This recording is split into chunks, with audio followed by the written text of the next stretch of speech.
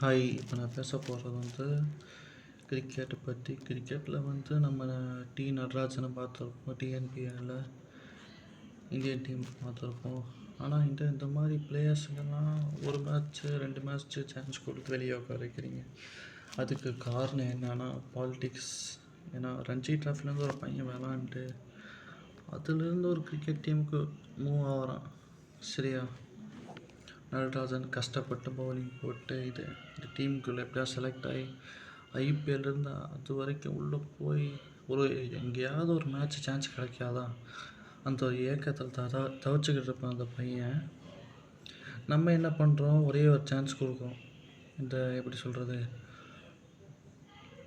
Indian டீமில் ஒரு match எப்போ கொடுத்தோம், 2020 இந்தியா வர்சஸ் ஆஸ்திரேலியா. அந்த மேட்ச் அப்போ ஒரு மேட்ச் சான்ஸ் கொடுத்துருக்கோம் இல்லையா? அந்த மேட்ச் மிடில் ஓவர்ஸில் ஆஸ்திரேலியாவை பொழந்து கட்டினவனே நடராஜன் தான். ஏன் மிடில் ஓவர்ஸில் 4 விக்கெட் எடுத்து ஆஸ்திரேலியா பேட்ஸ்மேன் பவுலர் இருக்கிற பாதி பேரை தடவை விட்டான் ஆடுறதுக்கு. நான் அப்பேற்பட்ட பவுலர்ஸை போய் நீங்கள் என்ன தெரியுமா பண்ணுறீங்க? நம்ம முக்கியமாக இந்தியன் டீமில் செலக்ட் பண்ணுறதே இல்லை. செலெக்ஷன்றது நமக்கு சுத்தமாகவே இல்லை. ஏன்னு கேட்டிங்கன்னா, இதை வச்சு நம்ம அரசியல் பண்ணலாம். ஏன் இந்நேரத்துக்கு கிருஷ்ணமாச்சாரிஜிக்கு சேர்மேன் ஆஃப் செலக்டர்ஸாக இருந்திருந்தா, சத்தியமான சொல்கிறேன், நடராஜனை இந்தியன் டீமில் T20 வேர்ல்டு கப்பில் விளையாட வச்சுருப்பார், ஒன் டே வேர்ல்டு கப்பில் விளையாட வச்சுருப்பார். ஆனால் இந்த மாதிரி பெஸ்ட்டு பவுலர்ஸுக்கு நம்ம ஏன் முக்கியத்துவம் கொடுக்கறதில்ல? 34 வயசு பையன் 1991 பிறந்திருக்கான்.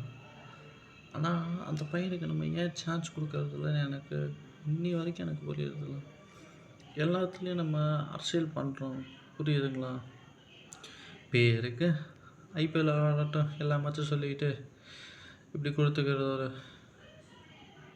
1-2 மேட்ச் சான்ஸ் கொடுத்துட்டு தம்பி இந்த பவுலிங் போடுன்னு சொல்லிவிட்டு ஐபிஎல் மட்டும் சான்ஸ் கொடுக்கறதுக்கு நம்ம பிஸ்தா தான். ஆனால் அவன் என்ன பண்ணிட்டான், என்னையாடா டீம்மு, நானும் இந்திய டீம்மு சான்ஸ் கொடுப்பாங்கன்னு பார்த்து சலிச்சு போயிடுச்சு. அதுக்கப்புறம் அவன் நடராஜன் என்ன பண்ணான், சேலத்துலேயே ஒரு கிரவுண்டு கட்டி அதில் ஒரு நிறையா பேர்த்துக்கு கிரிக்கெட் கோச்சிங் சொல்லி கொடுக்குறான், புரியுதா?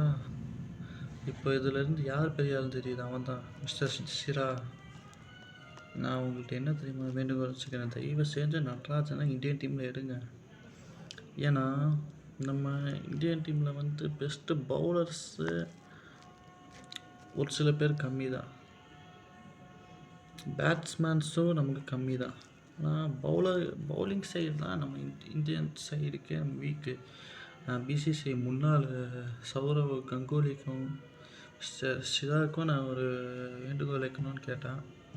தயவு செஞ்சு நடராஜனை இந்தியன் டீமில் அடுத்த வருஷம் வரப்போகிற T20 வேர்ல்டு கப்பில் எடுங்க, ப்ளஸ் ஒன் டே வேர்ல்டு கப்பில் எடுங்க. நான் ரிக்வெஸ்ட் பண்ணி கேட்குறேன், இந்த மாதிரி பசங்களுக்கெல்லாம் சான்ஸ் கொடுக்கணும். அதுக்கு தான் நாங்கள்லாம் எந்த அளவுக்கு போராடிட்டுருக்கோன்னு. முடிஞ்ச அளவுக்கு இந்த வீடியோ எந்த அளவுக்கு ஷேர் பண்ண முடியுமோ ஷேர் பண்ணுங்கள். நடராஜனுக்கு நம்ம இந்தியன் டீமில் சான்ஸ் கிடைக்கணும். சான்ஸ் நம்ம தான் வாங்கி கொடுக்கணும், புரியுதுங்களா?